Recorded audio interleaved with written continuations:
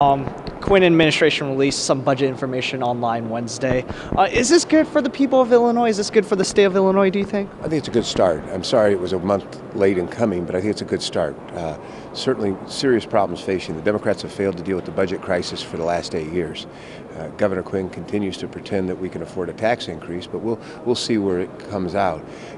I don't believe that we can afford to increase taxes. Governor Quinn wants to increase taxes 50% on Illinois families and businesses. Today we just got reports that more people applied for assistance because they lost their job. This is a poor time to be thinking about raising taxes on Illinois families and businesses. Was this a substantive action by the Quinn administration to release the information online, or was this a gimmick? Is the Quinn administration going to really take people's reactions into account here? Well, I think that the process will be interesting. It seems to me this was initiated by Senator Colton as a delay, giving them a delay tactic. They wanted to see this information posted online.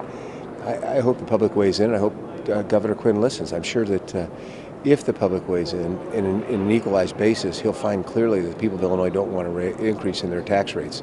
If it's treated like a blog where you've got a number of people who are only specifically interested and no one else pays attention, then I think it'll be useless information. But I hope it works out to give good information. Can lawmakers use this information to move forward with budget negotiations, or are you guys going to have to wait until Quinn gives his budget address March 10th? Well, I think it's up to the governor to put a budget address together. It's important that he put a balanced budget together. It's important that he put a budget together that doesn't raise tax rates on families and businesses, or we're just going to continue to lose business investment in our state and the jobs that go with it. You may be the Republican nominee for governor here. If you were running things, would this be the approach you take by releasing the information online? How would you have done things differently? I think it was part of the law that he was required to post this online in order to get his delay in his budget. But what I would simply do is provide a budget for the people to scrutinize and receive their input in that process. But it would be a budget that's balanced. It would be a budget that wouldn't rely on tax increases. And it would be a budget that works to pay off our unfunded or unpaid bills.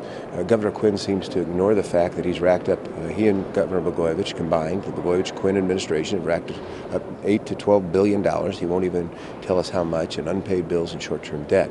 It's a horrific problem we have to deal with, but it's time to begin dealing with it now. He cannot put this off. And if he leaves here this session for political reasons with a 6-month solution, that would be the wrong thing to do.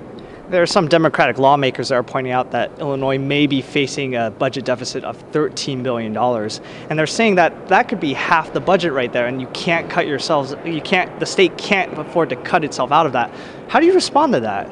You can't cut yourself out of the 10 to 13 billion that they've accumulated in the Blagojevich-Quinn administration over the last 8 years.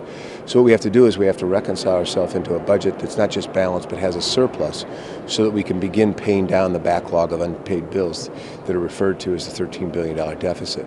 So the first thing we have to do is we have to create a budget that's reconciled, deconstructed, and reconstructed, meeting our priorities, living within our means, but also providing a surplus so we can pay off the backlog of unpaid bills and the short-term debt that the Democrats, Governor Quinn and Blagojevich, have accumulated over the last 8 years. Well, how do you do that?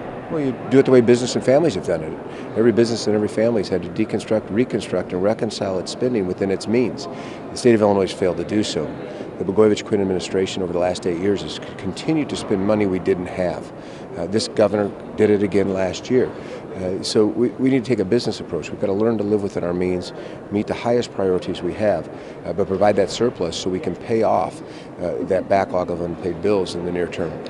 A lot of Democratic lawmakers are saying that if you do enforce cuts, that education and social services, two of the biggest expenditures in Illinois, are the ones that are going to be affected. Do you think that's the case? Do you think there will be widespread cuts to those targets? I think everyone's going to have to share in the crisis that the Blagojevich-Quinn administration put us in. And so it's going to have to be a shared experience in terms of how we work our way out of this.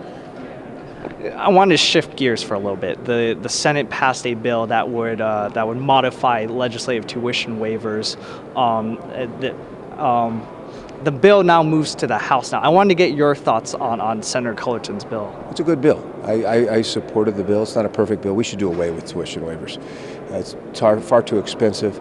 The political process, mostly in the Chicago area, that allocates those is wrong. I think Senator Cullerton's bill will deal with that.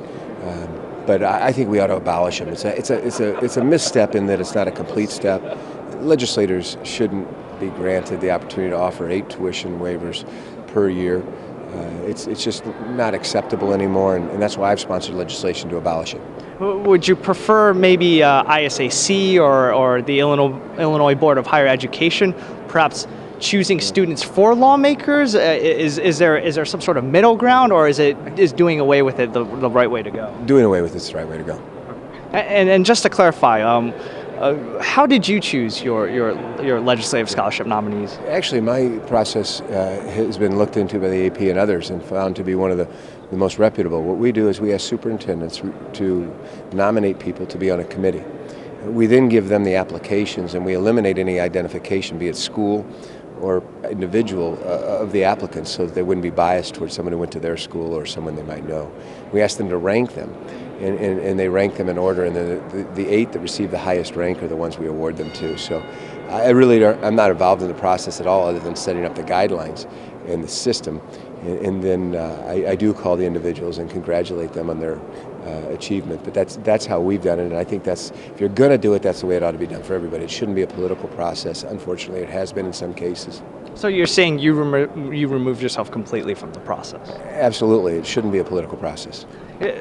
Do you think the move to get rid of waivers, is it because the state's facing a difficult economic situation right now? Leader Radonio said that it's also because some people perceive it as a legislative perk. Which of these two do you think is the bigger priority? I think it's several things. One is it's something that we can't afford right now. Higher education is struggling just like the rest of state government.